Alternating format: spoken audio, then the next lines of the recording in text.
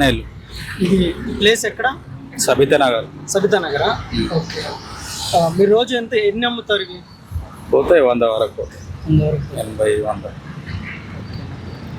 ఒక్కటొచ్చి ఎంత రేట్? 50 50 60 రోజు మీకు సగటు ఎంత మిగులుతుంది దీని మీద ఆదాయం? వస్తే 500 600 పొద్దున్న ఎన్ని గంటలకు స్టార్ట్ చేస్తారు ఈ వర్క్? 9 సాయంత్రం 7 7:30 7-7:30. ఎవరైనా అంటే తాగేసి ఎగ్గొట్టడం అలా చేస్తారా?